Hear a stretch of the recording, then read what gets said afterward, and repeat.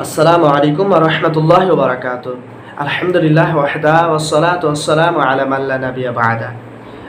সম্মানিত সুধী, আমি আপনাদের সম্মুখে একটি গুরুত্বপূর্ণ বিষয় নিয়ে আলোচনা করতে চলেছি। সেটি হচ্ছে আমরা কখন আরাফার রোজা রাখব। অর্থাৎ জিলহজ মাসের যে ৯ তারিখ আরাফার রোজা রাখতে হয়, তবে আমরা সেই রোজাটা কবে রাখব।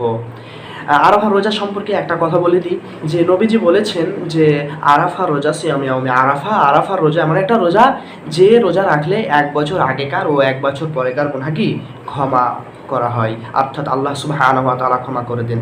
এখন কথা হচ্ছে যে একটা এত বড় গুরুত্বপূর্ণ রোজা আমরা কবে রাখবো। তো এই সম্পর্কে প্রথমত ওলামায়ে কেরাম দুই ভাগে বিভক্ত হয়েছেন বা দুই রকম মত দিয়েছেন। তবে আমরা কোনো মতকে খারাপ ভাববো না। হ্যাঁ, তো যার যে নিয়ত সে অনুযায়ী কী রোজা রাখবে। আসুন আমরা অল্প বিশ্লেষণ করে দিই। যেটা সঠিক মনে করি, যেটা অধিকাংশ ওলামায়ে কেরাম আছেন, সে কল সঠিক কলের দিকে আমরা ইশারা করব। তো প্রথম কল হচ্ছে যে কিছু ওলামায়ে কেরাম বলছেন যে সৌদি আরবের সাথে রোজা রাখতে হবে। মানে সৌদি আরবে যেই দিন আরাফার দিন, যেই দিন হাজিরা আরাফার মাঠে থাকে, সেই দিন সকলে পৃথিবীর মানুষ রোজা রাখবে। এবার গল্প হচ্ছে যে শরীয়তে এমন একটা শরীয়তের এমন একটা ইবাদত, যে ইবাদত মানে কোনো মানুষের জন্য খাস নয়, মানে সবাই রাখতে পারে বা সবাই রাখবে। কেউ রাখবে আর কেউ রাখবে না, বা কারোর জন্য সম্ভব হবে আর কারোর জন্য সম্ভব হবে না, কি এমনটা কোনো ইবাদত নেই। কিন্তু যখন আপনি বলবেন যে সৌদি আরবের সাথে রাখতে হবে, তখন প্রথমত কথা আসবে যে চাঁদের উদয়স্থল ভিন্ন ভিন্ন আছে, যেটা মুসলিমের হাদিস দ্বারা স্পষ্ট আছে। হ্যাঁ, মুসলিমের হাদিস দ্বারা স্পষ্ট আছে। আর একদিন আগে পরে চাঁদ ওঠাউঠি হয়। সৌদি আরবের লোকেরা আমাদের একদিন আগে চাঁদ দেখে, তারপরে সৌদি আরবের পরে আমরা দেখি। এবার কিছু কিছু দেশ আছে যে সৌদি আরবের তার আগে চাঁদ দেখে। তো এবার যদি মনে করেন যে সৌদি আরবের সাথে রাখতে হবে, তাহলে সৌদি আরবের যেই দিন আরাফার রোজা, সেই দিন কিছু দেশ রয়েছে, যেমন মালে আছে, নাইজার আছে, সোমালিয়া আছে। এই সমস্ত দেশে সৌদি আরবের আগে চাঁদ দেখে, যেটা আপনি খবর নিলে বুঝতে পারবেন, বা হয়তো গুগলে গিয়ে সার্চ করলে সেটা মানে আপনাকে বলে দেবে। হ্যাঁ, তো গল্পটা হলো যে সৌদি আরবের সাথে রাখতে গেলে, তো সৌদি আরবে যেই দিন আরাফার রোজা, সেই দিন অন্য দেশে ঈদ। তাহলে সৌদি আরবের সাথে রাখতে গেলে ঈদের দিনে কি করে রোজা রাখতে পারে? নিঃসন্দেহে নবীজির স্পষ্ট হাদিস যে 5 দিনে রোজা রাখা হারাম। তার মধ্যে একটি হচ্ছে 2 ঈদাইন আর আইয়ামুত তাশরিক, অর্থাৎ জিলহজ মাসের 11, 12, 13 তারিখ 5টি দিনে রোজা রাখা হারাম। তো তারা কিভাবে ঈদের দিনে রোজা রাখে? তারা নিঃসন্দেহে এটা মানে গ্রহণযোগ্য হচ্ছে না। কারণ একটি ইবাদত আপনি করবেন আর আপনার ভাইয়েরা এত গুরুত্বপূর্ণ সেটা তারা সেখান থেকে করতে পারবে না, এটা কি শরীয়ত হতে পারে? সম্মানিত উপস্থিতি, তারপরে দ্বিতীয় কথা হচ্ছে যে আরাফার রোজাটা 9 তারিখে হয়ে থাকে। এবার সৌদি আরবে 9 তারিখে তারা কি সৌদি আরবের লোকেরা 9 তারিখে রোজা রাখে, মানে হাজিরাবাদ দিয়ে যারা আদার্স লোক আছে, এবার তারা 9 তারিখে রাখবে।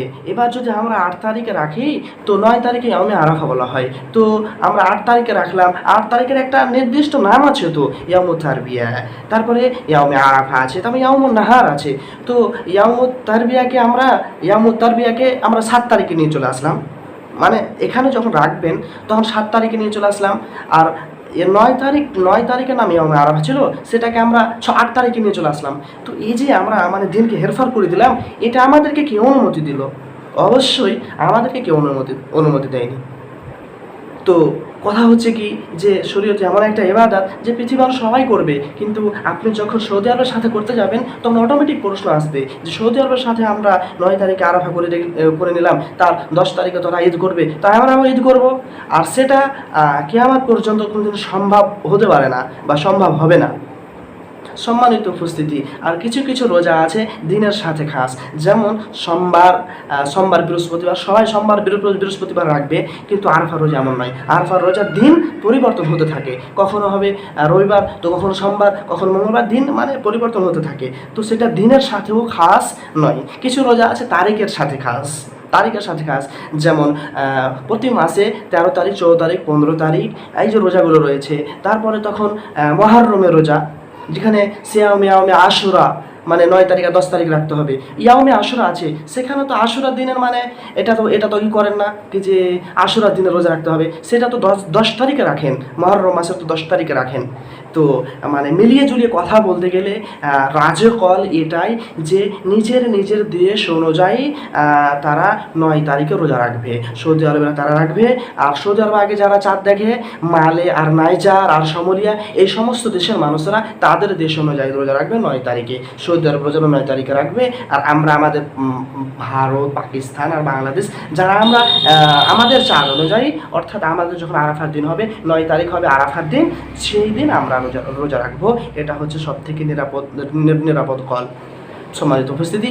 আর আরেকটা মানে কেউ যদি মানে কেউ আবার মনে করছেন যে 2 তারিখে রোজা রাখতে হবে, মানে তর্ক মানে ইখতিলাফ তো মতভেদ তো তোমার সন্দেহ হয়ে যাচ্ছে। যদি আপনার সন্দেহ হয় তাহলে আপনি 1 তারিখ থেকে 9 তারিখ পর্যন্ত রোজা রাখতে পারেন, তাহলে কোনো সমস্যা হবে না। আল্লাহ রসুল তো রাখতেন, জিলহজ মাসের 1 তারিখ থেকে 9 তারিখ রোজা রাখতেন। স্পষ্ট হাদিস আছে, অনেকগুলো হাদিস আছে, আল্লাহ রসুল 1 তারিখ থেকে 9 তারিখ রোজা রাখতেন। তাহলে আপনি 1 তারিখ থেকে 9 তারিখ রোজা রেখে দেন, তাহলে কোনো সমস্যা থাকবে না, সমস্যার সমাধান হয়ে যাবে। এটাকে মনে করছেন যে না আমি 2 তারিখ মানে 2টা রোজা রাখবো, মানে 8 রেখে দেবো 9 রেখে দেবো না। তো যদি ইখতলাফের জন্য যদি 2টা রোজা রাখেন, তাহলে ইখতলাফ তো সব কিছুতে রে ভাই। ইখতলাফ তো ঈদ কবে করব, ঈদ সৌদের সাথে করব না আগে করব, এটা তো ইখতলাফ। তখন আপনি 2 দিন ঈদ করতে হবে। তারপরে তখন নামাজের মধ্যে সূরা ফাতিহা পড়বো কি পড়বো না ইখতলাফ, তো আমি একবার পড়বো না, এই যে কত রকম ইখতলাফ। এই জন্যে রাজকল হচ্ছে এটাই, বা এটাই আমরা সঠিক মনে করি যে নিজের দেশ অনুযায়ী 9 তারিখে রোজা রাখবেন। সেটা 1 তারিখ থেকে 9 তারিখ রাখতে পারেন, বা যখন আমাদের 9 তারিখ হবে 9 তারিখ রোজা রাখলেন। আর আমাদের যখন 10 তারিখ হবে ইয়াউমুন নাহার, তখন আমরা কি কোরবানি করব। সম্মানিত উপস্থিতি, তাহলে সংক্ষিপ্ত আলোচনা থেকে এটা বোঝা গেল যে আরাফা রোজা রাখবো আমরা নিজের দেশ অনুযায়ী, নিজের স্বদেশ অনুযায়ী 9 তারিখে আমরা রোজা রাখবো আরাফা রোজা ইয়াউমুত তারবিয়া। সর্বশেষে আল্লাহ তাআলার নিকটে দোয়া করি, হে রব আপনি আমাদেরকে তৌফিক দান করুন, যাতে আমরা এই গুরুত্বপূর্ণ রোজাটি যাতে আমরা মানে পালন করতে পারি, এবং আমরা যেন জিলহজ মাসের আমলগুলো ভালোভাবে করতে পারি। সামনে কোরবানি আছে, কোরবানি যেন আমরা ভালো নিয়তের সাথে করতে পারি। আল্লাহুম্মা আমিন। ওয়া আখিরু দাওয়ানা আলহামদুলিল্লাহি রাব্বিল আলামিন। আসসালামু আলাইকুম ওয়া রাহমাতুল্লাহ।